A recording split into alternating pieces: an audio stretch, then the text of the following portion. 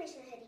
आज आषाढ शुद्ध एकादशी म्हणजेच आषाढी एकादशी, याला देवशयनी एकादशी म्हणतात.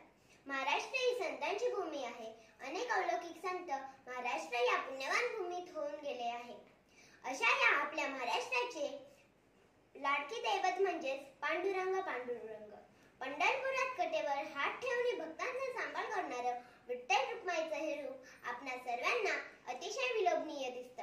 अशा या पांडुरंगाच्या दर्शनाला अनेक वारकरी जातात. यालाच वारी म्हणतात. ज्ञानदेवांनी वारकरी संप्रदायाचा पाया घातला व एकनाथांनी भागवत धर्माचे देऊळ उभारले व त्याला भक्कम आधार दिला. तुकोबांनी त्यावर कळस चढविला.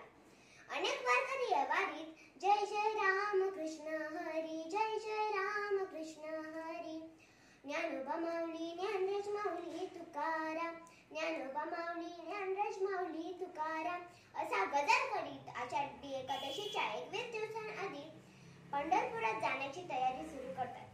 अशा या वारीचे वैशिष्ट्य म्हणजे दिंडी, पताका, मेघडंबरी, छत्रचामर, अश्वही आहे. पांढऱ्या शुभ्र घोड्यावर ज्ञानेश्वर माऊली विराजमान आहे असे समजले जातात आणि या अश्वाला भाविकांकडून नमस्कार केला जातो.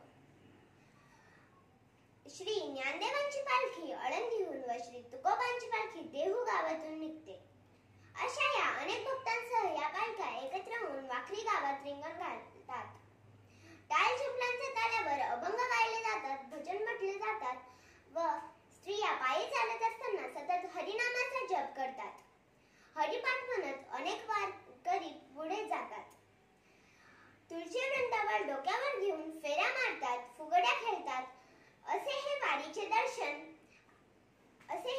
दर्शन नेत्रसुख देणारे असते. सर्वांनी माझ्या मागून म्हणा, ज्ञानोबा माऊली, ज्ञानराज माऊली तुकाराम, ज्ञानोबा माऊली, ज्ञानराज माऊली.